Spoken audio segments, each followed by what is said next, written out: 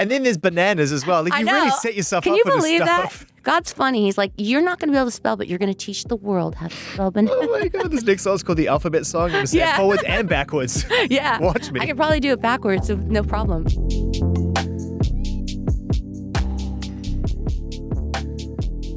I don't feel nervous to talk to you. I just feel like there's something about you. Like, obviously, you have this way of being able to, like, read people's souls and wanting people to, like, share. And then recently, like, everywhere on my feed is like the Justin interviews, and like it's so powerful how open he was with you, and like it's so healing for people to see that, you know what I mean? So I just wanted to make sure that I came in with the right energy, today. You're the best. I really appreciate that. That was very, very thoughtful way to start a conversation. My feeling is to always try to make somebody feel really comfortable in the room, and you gave me that gift. So I really appreciate that. Thank you. How are you? I'm good. I'm excited. I feel like I got forwarded into the future, and here we are. It happened really fast, like a rocket ship. It happens fast because you're in it and you're so committed to it. And I really, in the times that we've met and spoke, I spoke, and I know that you apply yourself to the things you're passionate about. Your relationships, you're all in. Your jobs, you're all in. You're creative, your kids, you're all in. You put everything into it. So it would never feel like 8 years. It would feel like 8 minutes. It does. And it also, when you have, like we were talking about last time we spoke, there was the huge explosion of the life. Life got exploded. Yeah. And and the pieces 2.0 came to an end. Yeah. It was hard to clean that up. It wasn't even there. I'm still working on it. And it's like the healing, it just takes so much time and the evolution. And so, but being able to do the music to kind of like, I don't know, soak up the blood a little bit is like one of those most incredible gifts that God gave me to be able to do that. But this time was probably the most like challenging in so many ways. It always is, right? The songwriting thing, but like to do it in my life now at this point in my life, like just it took a long time. Yeah, I can imagine when you've got people in your life that a new chance to build something really special and really human with somebody, and to add a lot of value to your life. There's a desire to preserve that, but it's inspiring you, right? So you got to write about it, but it's like, oh man, how do I write about this and preserve it at the same time for me? Was that a balance you were trying to strike? There's so many layers to it. And what's so great about doing it is at this point, like being able to talk about it, that even helps me even more, like with my life. But I think there was a lot of guilt about, like, I don't know, if you're a mom, like, or if you have children and you're trying to balance yourself, like, which is, gotta be less important because the child's life is they're your responsibility. And the older they get, the more you realize, oh my gosh, like, if they're not good, I'm not good. Like, that's it. Like, I got to figure this out. And it goes really quickly. And so for me to like take the time selfishly out of my life to be like, okay, I already rung the bell like 40 times at the top of the mountain and I won.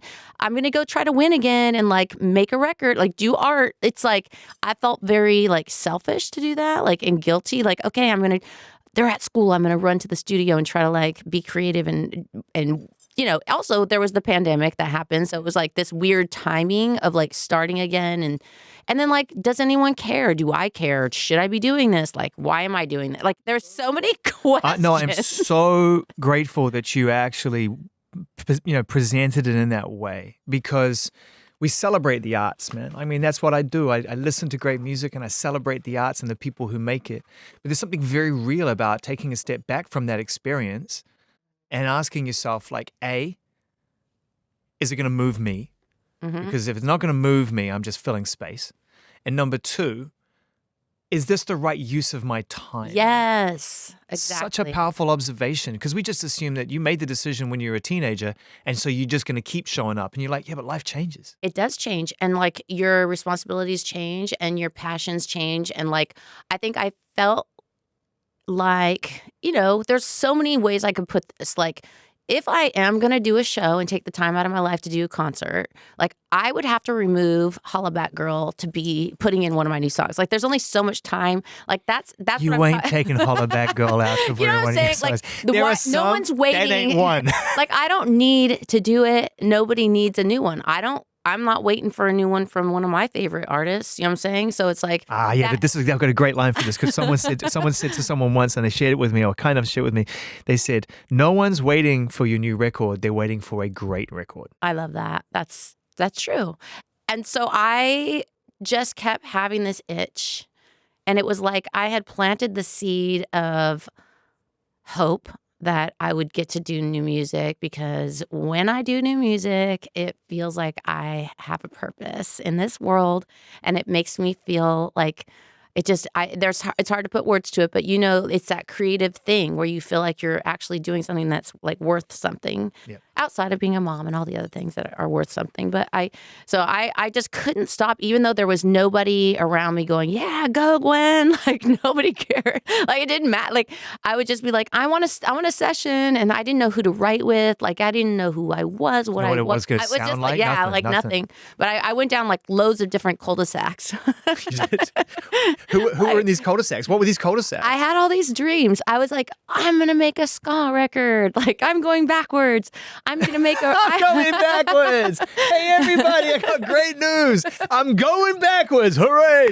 Finally, she's going backwards. I know. Because the world was going backwards. Like, everybody started listening to 90s. I was like, oh, I know how to do that. Yeah. Like, I was like, it felt very nostalgic. It felt like I need to make a happy record. This world is not happy. That's where we introduced the Slur Cap. Yeah, exactly. From, right? Yeah. Exactly. And I did a lot of music at that time on Zoom, which was really weird. I think also like some of the people I worked with, Ross, Golan, Hires, like the most incredible songwriter. But some people are so almost too talented, like to the point where I was losing, like I couldn't keep up. And the worst thing about that is, as well, is at the end of the session, right? That it's fine if you can't keep up in the room because you've got to find a way to hold your own, right? But then you close the laptop and then you're just stuck in your own feelings of like, what did I do there? Oh, I didn't do anything. Did I do anything there? I was like, well, it's okay. I've done stuff before. Maybe I could just be the person that doesn't do anything, but just takes what other people do. Nope. Like I had that thought, but then there's no fulfillment. Yeah. That's why you do it. We get it, and it becomes ours, and we get to do what we want with it, and it becomes a part of our life. That's one half of the trade. But what I'm really fascinated when I talk to every artist about music that I love is the part of it that you get out of it, which is that before we even get it, you get this beautiful experience, this fulfillment, this, like you say, this purpose, this idea of connecting your inner voice with your outer expression. And that is where the magic is, right? You didn't know what you were going to make, and yet you finished it. This time feels like kind of like the first time in the sense that because of all the stuff we just talked about, it wasn't really like each record has its own like feeling. Like, okay, when you put, Return to Saturn came out after this record that nobody was ever going to hear that took 9 years really from the beginning of No Doubt to when The Tragic Kingdom came out. It was like a girl that was dyslexic, that didn't have any purpose, didn't know what I was doing, just was in love with Tony Canal. Like, you know what I mean? Like, and then got broken up with. And then it was like, all of a sudden, I just wrote a song. Like, it was like someone saying, okay, let me see if I can fly. Oh, I can. Look, I didn't know. And that's how that record was written. So then when I came back to do Return to Saturn, it was like, I was famous. Yeah. I was rich. Yeah. I was like known all over, like, I have to be a good writer. And then you go back in and you try to really try. You really try. Guess what? You just did some really unexpected, powerful identity development work. And then everyone decided that's who you are. And you're like, wait, I just figured that out myself. I know. It's true. And you have to go through heartbreak to do it. That's the hardest thing as well, is that like a lot of times those gifts that you have inside you don't recognize only present themselves when you're faced with this really sad or traumatic situation. That's life, right? I mean, we have to suffer. And it's what do you do with the suffering? And that's the big test that we're doing down here. Yeah. I do think that. And yet there's a lot of lightness, and I mean that as a compliment. It floats, this album. It really floats in the way that great records show up at a moment, and not everything needs to be a soundtrack to trauma or a soundtrack to a deeper experience. Sometimes you just want to put something on and float with it. And I feel like you've captured that with the sound of this record. That's so cool. It's so fun to be able to have people hear it now. Like, it's bizarre. Like, yeah, it's so cool that you listen to it. Thank you. Of course. And all the playing on it and all the songs on it, just there's a lot of chemistry at play here. All the instrumentation is very purposeful. When did you realize that you at least subconsciously, if not consciously, landed on a feeling that you were going to try to capture on this record? I knew that the songs that I had been writing weren't doing, some of them are amazing. They were speaking to me, but nobody was like having that thing. So I didn't know if that was because maybe they just weren't good or if people didn't care. I just didn't know. But it was really making me get really like insecure and sad. And then at a certain point, it was really about getting in the room with the right person. And it was just God's timing, I think, because I had been placed in a session with this young girl, that J Cash, who I got to know J Cash through Adam Levine, because I'm like, Adam, why do you always have hits? Like, I don't understand. Have you sold your soul to the devil? and he was like, There's a lot of questions here. There's a lot of questions that we need answers to at some point, actually, by the way, just FYI, Adam. Yes, Adam. And then Adam was like, yes, J Cash. So then I called Cash. And Cash, it took me like a while to get in with Cash because he's a busy guy. Yeah. And he sent this song called True Babe to me. And I was like, yeah. I've never done people's songs that they just send me ever because, again, it doesn't fulfill me. But I really like the song and I remember listening to it and I want to cut it. I'm going to cut it. And the girl that had written that with these guys, Jack and Coke, who are these amazing, beautiful producers and songwriters, I got in the studio with them after True Babe. And it was at that point where I felt like they gave me enough space in the room to really like have to come with something. You know what I mean? And she was this young girl. She's like, oh my gosh, my mom loves No Doubt. And that's great. And she grew up in LA. She's an artist, and Nico, and she's like just confident, young, beautiful, sexy, talented, and cool, and like easy. And of course she is. Her mom was a No Doubt fan. And it was just a surreal thing. And Purple Irises was born. And once I knew that I just wanted to land in this sort of, I was like kind of like echoing like the music I grew up on in the 70s. Yeah. Like I always picture myself in the back of the station wagon and my parents driving to church and like all the great like soft rock music that was anything from Hall & Oates to Chicago to like Fleetwood Mac, like all of the stuff that was like music, right? Yeah. And so I wanted this record to have that feeling to it. And so when Purple Irises was written, I was like, okay, I landed. This is where I am. And then the sort of like just even the idea of talking about the Purple Irises, which was such a huge I don't know, like it just symbolized so much mine and Blake's, like where we got to, like as our love grew, which we had found these irises on the ranch during 2020. And I love this and we story. and we like pulled them all out and we transplanted them. Hundreds of them. Like it was like something you would never do if you weren't in COVID, right? And we, as a family, we did it. And then they just, years later, like, we're picking them together like, wow, we really found love. Like, this is it. Help me understand the land, right? Help me understand the land because I love Earth, I love nature, but I've never had a green thumb. Like I've never got myself into I don't it's dig. Mystery. I don't dig, right? Yeah. But I had family members and friends who dig hard. Like they'll while away 2 days in the garden and just like it's joy. Yeah. I want to get there. Like what am I missing? I think I was a kid that grew up with, if my dad like cut the tree branches and we had to pick them up, I was like, I'm not having trees at my house when I grow up. Right. This is manual labor. Yeah, because then I'm going to have to pick up the branches, But my mom used to garden and I would walk home from school and she'd be in her little shorts, like looking all cute, like gardening. I'm like, what is she doing? What a waste of time, Yeah. And then when Blake and I always loved flowers. I never had time for that. Ain't nobody got time to do that. You know what I mean? I'm like, so I basically, we just started, he did a lot of farm stuff because he's like really into animals and he has this ranch in Oklahoma. I mean, it's like thousands of acres of just land. And since I've known him for 9 years, like he used to plant like all kinds of stuff for the animals, like sunflower fields or, alfalfa, or he would be so into it, like looking at the weather thing on the app, like it's going to rain. Like it was like this whole game. And once you start to see, like during COVID, we were there so much that we actually got to see the seasons. We started seeing the wildflowers. We started seeing what was in Oklahoma that we never saw before.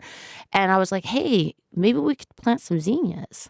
Like, And he was like, flowers? Like, that's a waste of time. No animal's going to eat that. Like, right? That's so harsh as well. Like, you just finally showed up. You're like, I've been sitting here with you watching you do this now for a while. I think I'm going to contribute something of value. And he's like, oh, waste my time when those zinnias. I know. What are you doing out here? But we did it, and we did it together, and it was so fun. And we did it on like a large scale, like with a whole cedar, and like it was big. Like, it was so exciting when they bloomed. And that is such a metaphor for our lives. Like, every time you plant that seed, and you just have this hope, and you don't know if it's going to bloom. You don't have really control. All you can do is do everything you can to help. Yeah. And so we just started it. That was like our kind of where we came together in Oklahoma, where we started to be like, we started getting really into it, and he loved it as well. So yeah, that's how our little hobby started. We don't talk a lot about the great love stories of the modern age because I think a lot of times, we feel they've all been told, even though they're unique to everybody. And then there's also this information age. Love is hard, man. It's hard to talk about because it's just so sticky and everyone gets really into like blah, blah, blah, blah. But this is just a great love story, right? I mean, coming out of like the first time we properly spoke, you were in it. Weirdly, I have some I've seen paparazzi pictures of me coming out of your session that day. Yeah. And it's like, I have that, when I see them, I'm like, ugh. You're Like, it's like that feeling, Yeah. PTSD, I think it's called. Yeah. Yeah.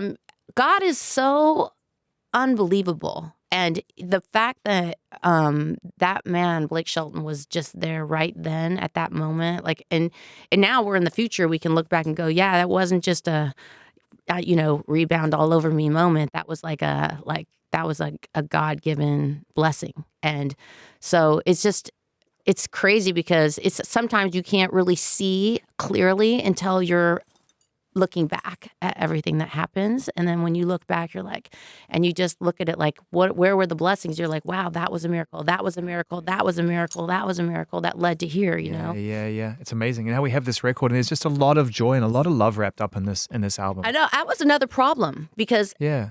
people were saying like, you can't just keep writing Blake songs. Like, nobody cares.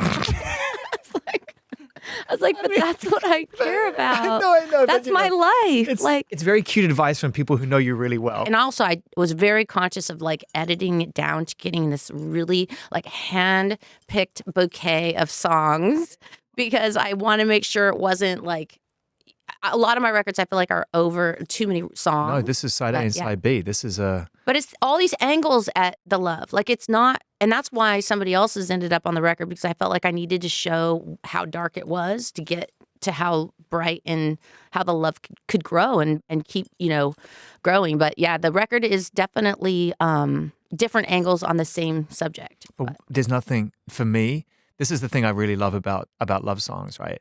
Again, put it next to the subject as a whole, as a human experience. The music and the art that's created about it, it's hard for people to, first of all, it's really hard to write about and be authentic, I think. You mean love songs? Yeah. Great love songs are really hard to pull off. It's because they could be cheesy, right? It can fall into something that's way too personal and way too vicarious for people to actually be able to enjoy. Whereas pain, it's like, oh no, we're all addicted to each other's pain. Yeah, that's true. Easy. That is easy. That is easier. Like, oh, you're hurting? Great. Yeah. Oh, you're in love? I'm not sure if I am or I know how that feels or I don't quite know. And yet it's the thing we need. And you full cheese? I'll go all in. It's the thing we need way more of.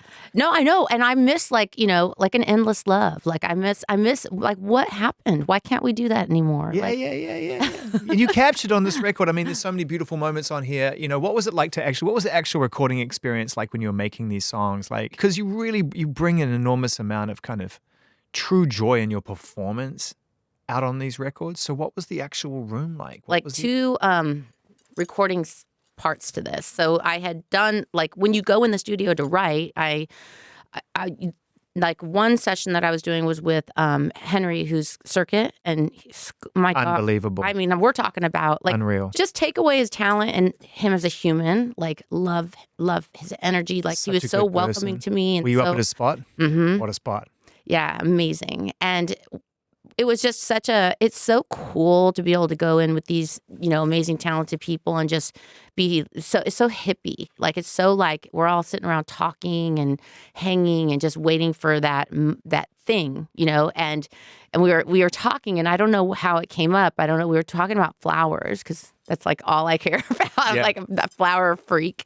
And he had some roses in the backyard that he didn't even know about that were like on the side of the hill or whatever. And I don't know if I'm getting the order of this right, but basically at one point someone said something about Empty Vase. I think it was the flower shop. Remember that flower shop in LA called Empty Vase? And I was like, Empty Vase. And it was like, that's the song. So then we like went in and wrote this song called Empty Vase. And my point is that like any song could be the song, but then it can be produced any way that you want it to be produced. And at the end of doing all of the music, because you could come out with those demos and that could be the record because it's good enough. Like technically we can, that's how people do it these days a lot. But in my past, it was like a band. So you write the songs and then you get a producer and then you take them and then you work them up in a certain way by everyone's personality, right? Coming in and you cut it live and then you do overdubs and then you add in the sauce of whatever that is, right? And that's just always how I've done it until I did the solo period, which was more like, okay, go in with the producer, writer, and then come out with like a track. Like it was weird. It's different. It's just different. That's more pop. And I think that at the end of writing all the music and knowing, oh my gosh, I think I have the record now, I was like convinced. I knew that I couldn't put the record out how it was because it felt like me before. Like it felt like me 2003. And I was like, I knew I couldn't repeat myself. Like I can't compete with that. I can't. That was me trying to be 80s in 2003. Wow, man, I wish more artists were that self-aware. I really do. As a fan of music, not as someone in my position, I wish more artists weren't searching to try to recapture something and more accepting where they stand today in life. And that's, I mean, it's a really good example of, I think, why this record sounds so fresh because it's you now. It's me now. Like I knew that I needed to be me now, which kind of is a little bit of me childhood because of that music I was talking about in the 70s. And then like also just me being me in my story. And then like going in and cutting it live feels like the past, but yet I did it with a producer that makes zero sense for me to work with, which made it so cool, right? And I got to work with, so I was like fighting, and that's why another reason it took so long, because I was like, I really think I need to re-record the whole record. I mean, and everyone's just going, you've got to be kidding me. There's no way. But I knew that it was possible. I just didn't know, like, financially if someone would let me. And I didn't know if I could really work with Scott Hendricks because he was like this country producer. Like, I mean, he's literally, talk about a genius. I mean, it's like another level. He hears things like, I mean, he can hear anything. Like, you're like, how did you hear that? Like, He's incredible. And I knew that because I worked with him through Blake. So I basically had sent him a couple songs, like scarily, like, what's he going to do? Like, is he going to be like, these songs suck? Like, I would never work with you. Like, I didn't know. And it was over like a holiday period, like weekend. And I got a text back and he's like, oh my God, I can't stop listening to these songs. And I was screaming. I was screaming. I was like, God. Scott Hendricks just wrote me. Isn't it cool that even after everything that you've achieved in your life and people would look at you, Gwen, and just go, wow, you know, you really, like you say, you ring the bell so often and yet you still get that text and you go, and it's the same feeling you got as a kid. Yeah, but I still have idols and I still have like, I know that someone like Scott is so far away from what, like, but so not. It's almost like how Blake was. It was like Blake, it seems like on paper wouldn't have been my best friend, but yet he's my best homie, you know? Like, and Scott was the same way. I was like, I know his quirky, weird way of making a record is exactly what I needed to make this record come into full bloom. Like, I needed everything to come together. All the songs needed to be consistent. It needed to be an album and a statement, and it needed to be live. So he made it happen, and we went to Nashville with all the songs. We cut everything on an acoustic guitar badly. My voice was horrible, and I was just singing them, just acoustic guitar and me. But the acoustic guitar player was incredible. And what was so amazing about the recording process, because I've never got to do, I mean, I've worked with No Doubt, and they're all really incredible musicians, and they all have their own personalities and stuff like that. But to be able to do it in Nashville with these people that have made it their life mission to be the best at their like instrument, right? And they are the best. Crazy. Like, I mean, talk about like hyper focus on. But as a punk kid, right? As someone who grew up listening to ska and punk and wanting to make a racket, and you know, you found popular music and you found success and fame really by being very authentic. Like you said, you wrote a heartbreaking song that opened the world up to the energy that your band has, which is undeniable, and the chemistry has always been amazing from a fan's point of view. So, but you're a punk you're fucking orange, you know, Orange County. He was in Orange County, like fucking running around kicking cans and fucking making a racket. And then you're in a room with these players who are just like so dialed in. Was there any part of you that was like, rough it up a bit?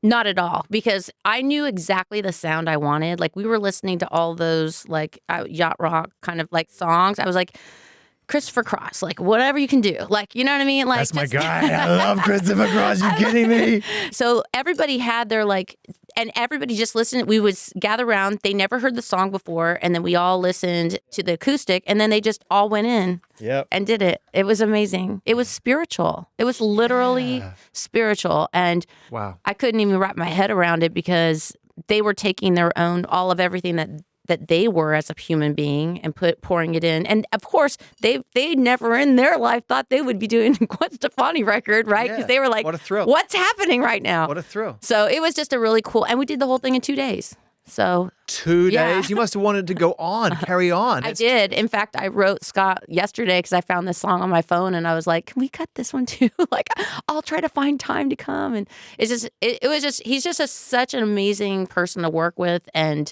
it was a dream, because he was tied up in all these contracts, so he couldn't really work with me officially because he was with another label, and then he retired. And 4 days after he retired, we went in and cut it. And the name of the street that we cut on, like the name of the street the studio was on, was called Iris Street. Amazing. So you brought him out of retirement after 4 days. Yeah, his wife was like, oh, well, I guess. We're like all sitting there having Mexican food. And she's like, I guess you're not retired. It's so nice to be able to catch up with you and hear you so excited about making music when you have so many outlets and ways to stay busy and stay fulfilled. And it's clear to me that music really is, and I'm not trying to create a hierarchy for you.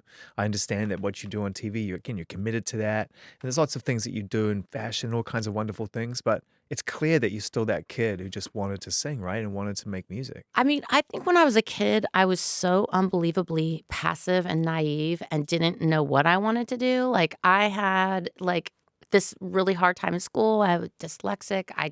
My brother was so gifted and talented. I just did whatever he told me to do. Did you get bullied at school? Did you have a tough time? I wasn't at all. I had this really, like, I was like nobody, like, I just floated through. I don't know how. Like, I wasn't cool. I wasn't uncool. I wasn't bullied. I just sort of like, I also had my older brother, and I just hung out with all his people. So I was protected. Yeah. But, I graduated at 17, and we had done the first talent show and had No Doubt. And so that was what we were doing. And then we were talking about this morning, like, I was in junior college, and I don't even know how I did it. Like, I think that Tony helped me cheat my way through, because I don't even know how I got like the points to actually transfer to Cal State. And it was when I was in Cal State Fullerton. So I was still living at my parents' house. I was probably like 24, 25 at that point. So I had been going to college since 17 to then. And at that point, I was like, okay, I just was talking about this morning to my makeup artist. I was like, I think I'm going to like just do art now, because I really suck at everything. So I'm just going to do art major. Maybe I'll find something in that. Yeah. And I was doing like studio classes, like 6-hour like painting. And I was like, I'm going to paint the cover of The Tragic Kingdom. And I was like, it's going to look like an orange crate art. Like, I know it is, And during that semester, we played on campus, and so many people came that. I mean, what was it? We already were so huge, like a buzz, but our record wasn't even out. Like, we just had been bubbling. It was this weird, like, God, like, it's going to happen now. Here we are 9 years in. Yeah. And it got so bad that, like, we were banned to be able to come back. Like, they tore the grass up, like it was a pit outside at the noontime concert. And then people were like handing their peaches down to like get autographs in class the next day. And I was like, I'm in school right now. Like, so I can't you were sign willingly, your peachy. Kidding.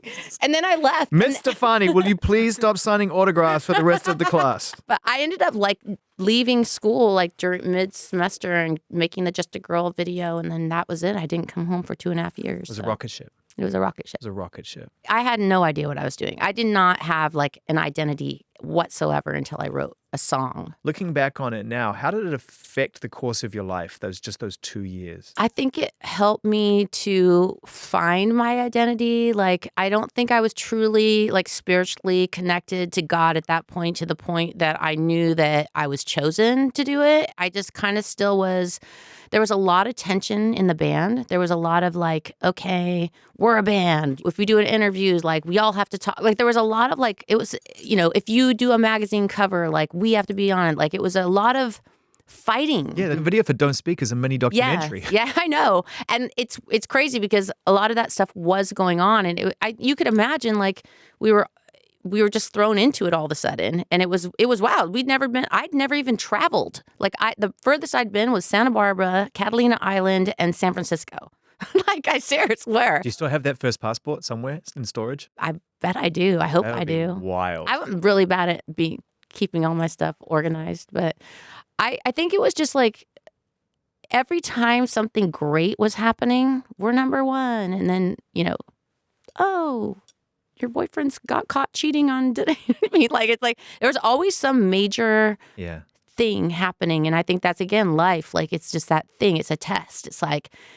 It's just a world that's broken. It's never going to it can never be that good. There's a lot of heaven and hell, right? There's a lot of dichotomy and a lot of contrast in life, and everyone's got their version of that. I think a pretty good version of heaven and hell is achieving enormous success and reaching your dreams whilst you're in a band with people, and it's not great.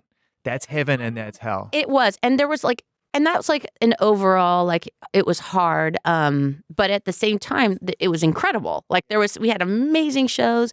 We were like, I think that what happened to me during that time was as a performer, I was so out of my mind because I had been, still like mourning the loss of the breakup. My brother had quit the band. Like I was kind of on my own, floating, right? Like you could think about it, like my ex was on the tour with me and I wanted him. And you didn't have the protection that your brother had given you all those years. I was just like there by myself. And then it would be like every time I would go on stage, it would be such an angsty, talk about like getting it out. Like I knew at that point, because we had been playing so long, we had this weird confidence that was so big. It was like, I knew that we were opening for Bush and the Goo Goo Dolls, and we had a 30-minute slot, and we were in an arena, and we knew that we were going to slice it. Like by the end of the set, we sliced the night, like, and we knew it every night. Like it was like this weird confidence,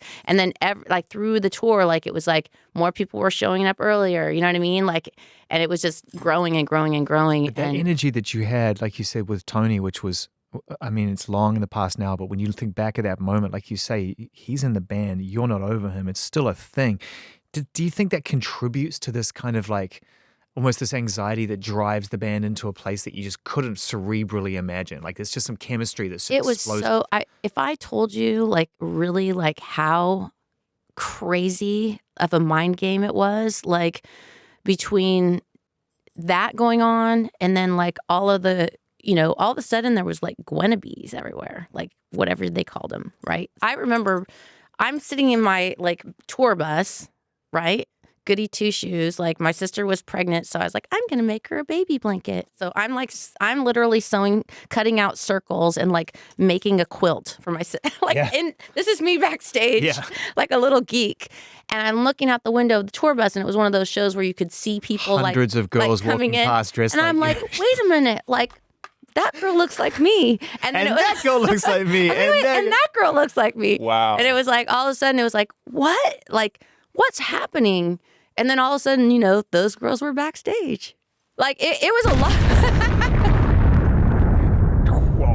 It was a lot of things. It was a lot of things. But at the same time, there was a lot of, it was like a family. You know what I mean? Like, we loved each other. But it was dramatic and it was hard.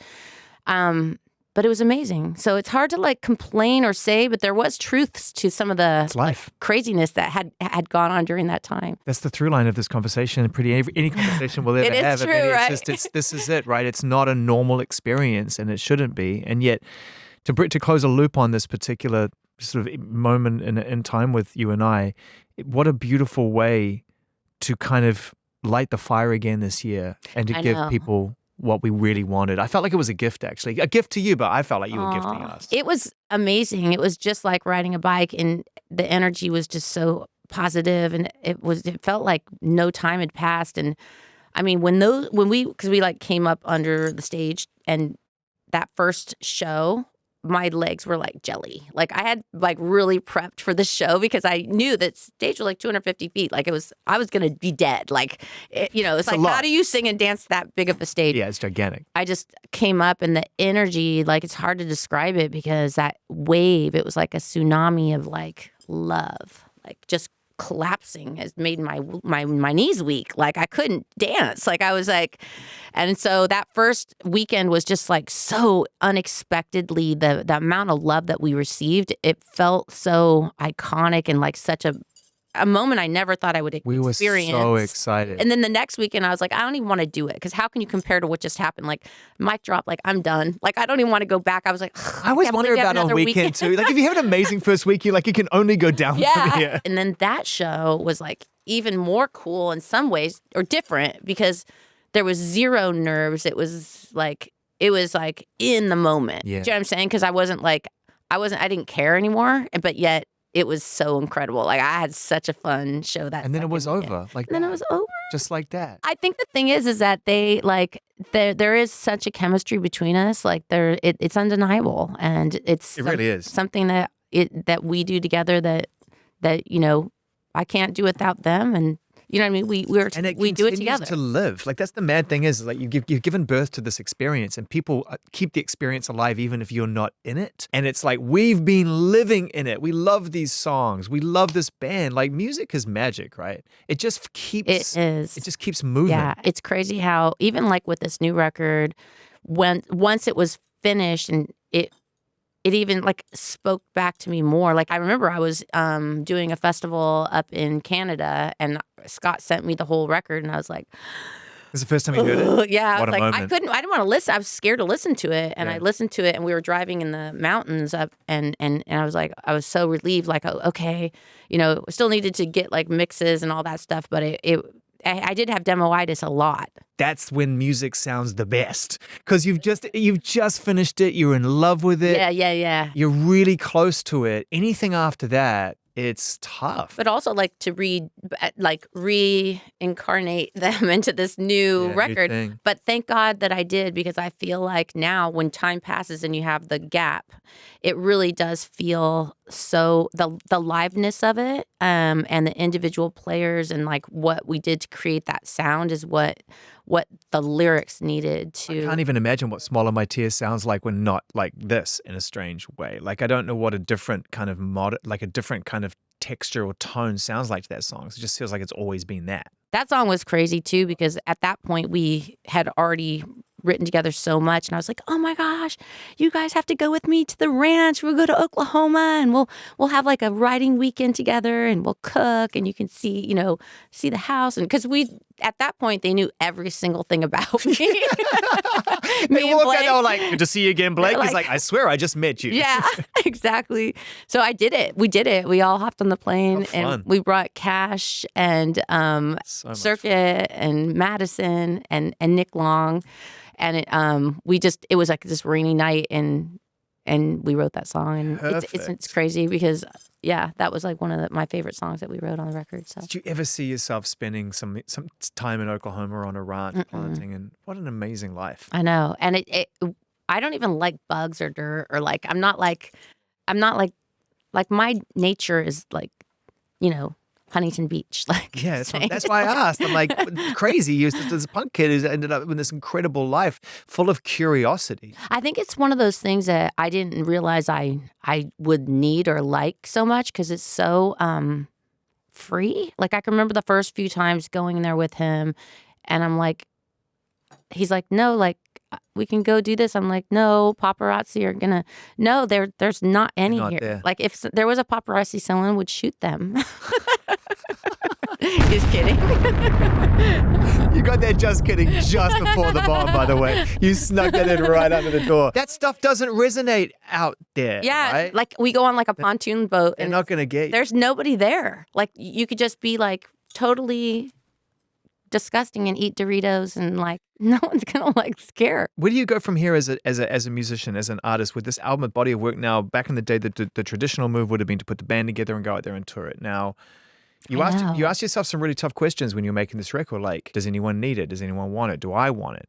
How do you are you continuing with that trajectory of sort of hard questions to yourself about what you do next? There's not like a super plan for anything, but there's not a super no to anything. Like I think it's just gonna see how it feels. Already, it feels so good. Like I'm dying to share the rest of the record. And again, like I said, like even yesterday, I was like, oh, maybe I can go cut this other song that I found on my phone. Like it's impossible to not want to continue to create music. I mean, for me, like you said, like that. The day that they're born, and then that like repetitive listening to them back, and then the lyrics actually speak back and like cure you. That is just something I'll never get over, no matter how old or unwanted I might be in the world. Like I feel like I'm always gonna want to do that. But yeah, it's really fun to share music, and I feel like so blessed that I got to do that. And it's interesting. I saw Nelly Furtado. Hey, what's up? The best. Shout out. She did So She posted something yesterday about her records, her favorite records, and it was like, I love Return of Saturn, which for me is a record that, like, it's one of those records that I can't even listen to it. Like, I'm like, I would even like hearing the like seeing the artwork. Why though? Because it was during such a tough time in my life, and I look at the songs, and it's kind of like it was so experimental and so sort of like. I don't know. Like it's like if I would have got out then, like things would have been so different. But it's all in the album, so it's very painful. Yeah. But like so many people tell me about what that record did for them, like that particular album, which is just wasn't. It doesn't seem like it was one of our bigger records. I don't know if it was. Yeah, but every great artist who has any kind of legacy in this life, who any continues to build something beautiful, has that record, has that. I sort of refer to them as almost sacrificial, whereas you've got to kind of go through the challenging aspects of making that to give yourself a future. For you, that future was some no doubt, but also a lot on your own. That album afforded you a life in a lot of ways. It was like me trying to be like really become a writer, because I think the first record, God was like gonna just started dropping them down like little bombs, like just a girl, spider webs. You need these. Yeah, here they are. Yeah. Because I don't know how they were written, because I didn't know how to write a song, so they were just there all of a sudden. They were just my truth. They were just coming through, like they're not really songs, channeling them through me. He was, and then the next record was like, I'm gonna start listening to like, oh, I'm gonna read Sylvia Plath, and I'm gonna like be a poet, and like, you know what I mean? Like, yeah, because I was like in my young like 20s, like I had just went around the world, and I really wanted to prove to myself. So I think there are some really great like lyrics, and it really does express that time period. But it's just, I guess what I'm trying to say, it's so beautiful how it translates out there to the world when you let them go, because it's one thing for me and it's something else for someone else. And that's why having Bouquet and now being able to do that again is just going to be euphoric for me. This is an interesting line of questioning for me, because I want to do this really thoughtfully, and I want you to know that I'm not assuming any role here. I'm just asking because I'm curious. That you went through such a tough time as a strong female figurehead of a band, effectively, like an artist. Writing a song like Just a Girl is truth, just pure truth. And now we find ourselves by no means fixed, but in a place where if you just take a look at it on paper. Different world. Simple question. How does that make you feel as someone who gets a chance to live both lives? To be there when things were really, really challenging to try to make a statement, and now to see some ground being covered. At least I feel that way as a music fan. I don't feel like I was trying to make a big statement when I wrote Just a Girl at all. I didn't think anyone would hear that song. I was literally observing what happened in my life as a female person. Like, I think finding my sexual identity, like, okay, like I'm just this girl that looks in the mirror in junior high in the gym and goes, am I ugly or pretty? I don't know. Like, you just, as a little girl, you don't know, like, am I trying to figure out who you are? And then you figure out, ooh, there's this band called Madness. Ooh, I'm going to get into ska. And then like all of a sudden I'm going to dress like this. And you're finding yourself, you're finding your music, you're finding yourself through the music.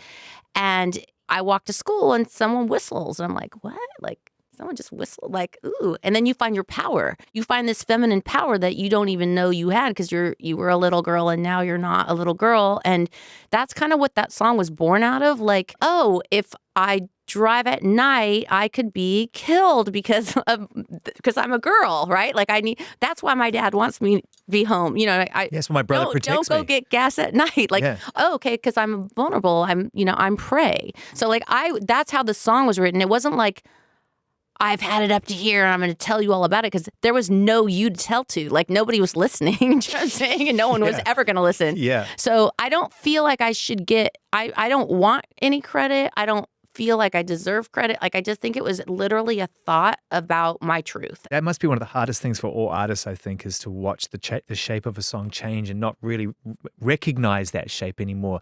Classic example, beautifully thoughtful answer to a question based around the fact that, what you were going through versus what at least female artists are experiencing now is different. Not better entirely, but different. Yeah. And you're like, not the shape of the song I wrote, though, which is really interesting. I think there was also a bit of like, a bit of that energy, because back in the day when I was first in No Doubt and we would be playing, this is before people knew who we were, but we always were a really big fish in a tiny, tiny pond. Like, I was the only girl in my, like, in that, doing that kind of music in that small pond. Like, and so there was a little bit of having to like keep up with the boys, but also not even keep up. It was like the people that influenced me were like, Angelo Moore from Fishbone. Like, this is a guy that is a living cartoon character. Like, I remember seeing him at the Golden Bear, and my brother, we drove down to Huntington Beach to this little tiny club, and they had like those circle tables, like bar tables, right? And it's like a little tiny stage, small as this room. And he literally jumped off the stage onto our table. Like, I was like... Amazing. And so, life-changing. It's like we would go see Jane's Addiction. We would go see like The Untouchables. We would go see... I'm trying to think, like, even like Red Hot Chili Peppers and those live bands that were influencing were all guys. So for me, it was like, I want to be like that. I don't care. Like, I don't care that I'm a girl. I'm still going to have that energy because that's what I love. We're in some anniversary territory right now with, Love Angel Music Baby. And this is a record that we kind of touched on a little bit earlier in the conversation, which was a step away from the band dynamic and a chance for you to really explore your own world and different collaborators. And I guess in a way, was it the first time you really got to get an impression of how people saw you that weren't just your friends in the band? Like, how does Pharrell actually see me? What does he think I am? Because I think I'm in this band. He thinks I'm something else. Well, I got to work with Pharrell with the band. That's true. That was like me and Jimmy, like, being like, let's do something out. Like, Rocksteady album was just such a free album where the band was ready to like collaborate. So that was like the baby step to me collaborating, I think, because it was the first time it was like, okay, who are our heroes? Who can we go in with and write songs like Rick Ocasek? And like, we went in with,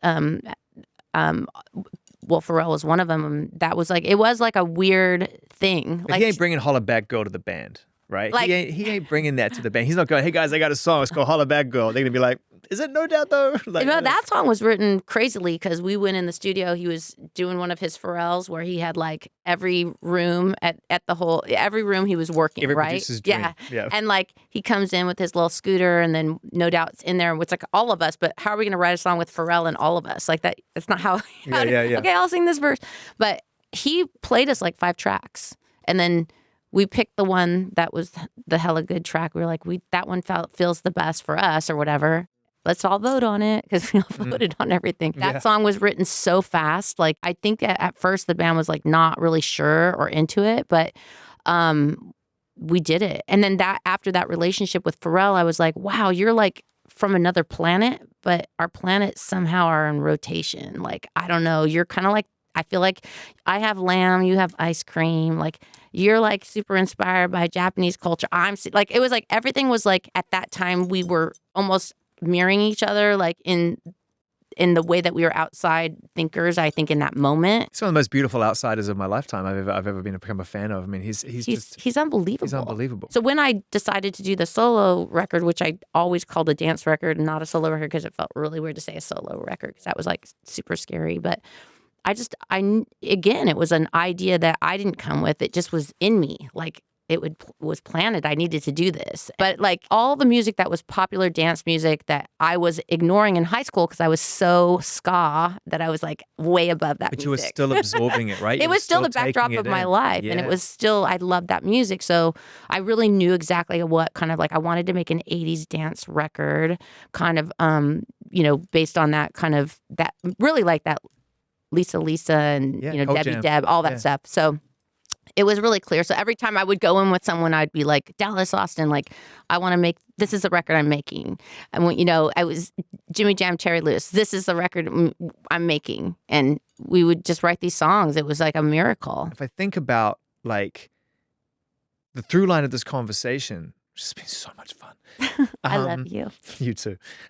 Is that you sat down and you were like, I'm going to do the art of the cover and I'm going to knit my sister something and I'm going to design something. I'm going to create something. Like that's what's going to be my solution to life is I'm going to create things, not just sing things and perform things or whatever, but you're a designer. And so when you go and do do this album, like Love Angel Music Baby, you're like, I know exactly what I'm going to design. And then when you finish this album with Circuit and all these amazing producers, you're like, I need to go, that is the design of this record. Does that make sense? It does. But it's not always clear, and it's like a lot of prayer and a lot of please show me the way, tell me what I'm supposed to be doing. I want to fulfill my purpose. And, that's gotten that prayer has gotten louder and louder through, knowing that I need that's my destiny. Also finding out, accepting the fact that I have been chosen to do this, that confidence, or it's not even confidence. It's more privilege. You don't have to be humble about it because it's it wasn't my idea. I was just chosen to. It's acceptance. Yeah, because I didn't do any of it. It was just ideas that were sent to me. And even with Love Angel Music Baby, it was just there in my head, given to me in my heart. And it was way bigger than a record. It wasn't songs. It was a world. Yeah. I wanted to do an animated movie. I was going to be my record was going to be Hello Kitty, but come to life in a world, my world, right? And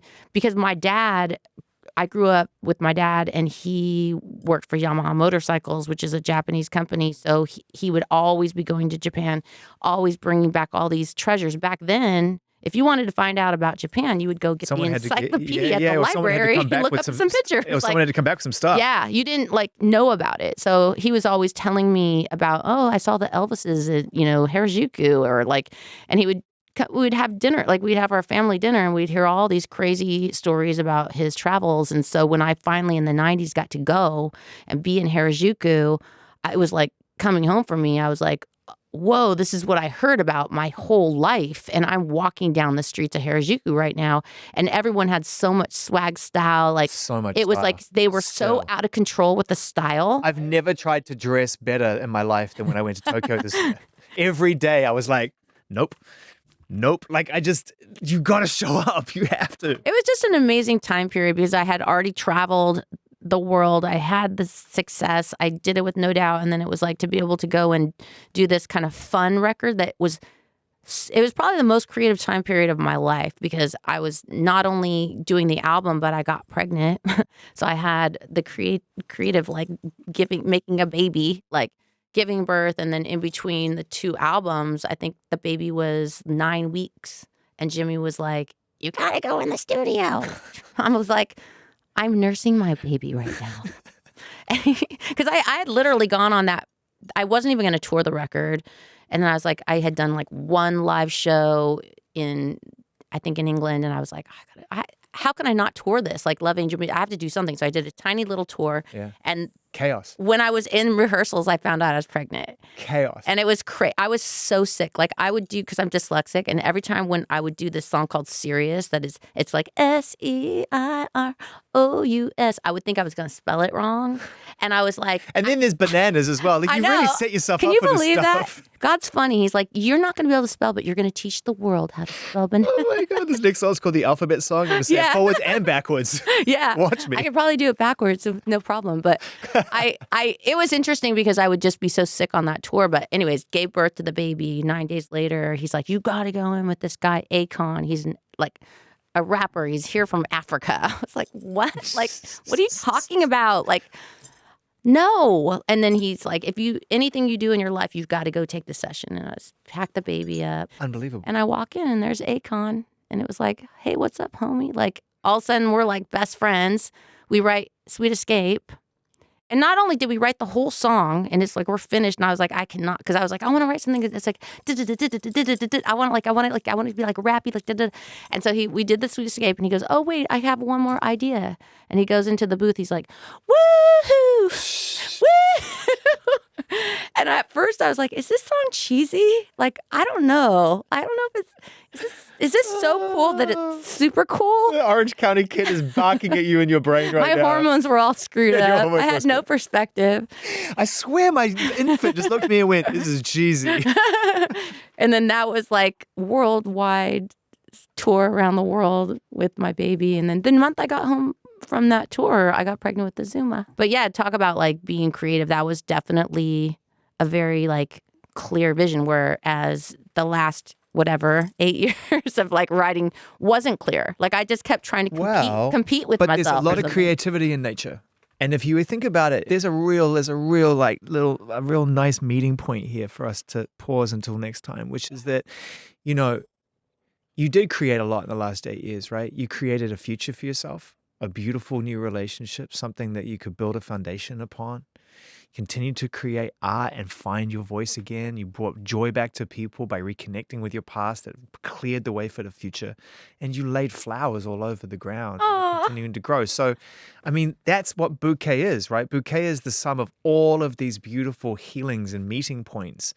Yourself with nature, yourself with Blake. I think that's what we're going to hear on this record. I think that's what it is. Oh my gosh, you're right? so smart. That's what it is, though, right? Thoughtful and cute and all of it. Thank you. Gwen Stefani, thank you so much. You've just continued to like bring joy to us all. And Thank you. Man, what a gift to have you on this planet. Blessed. Thank you guys.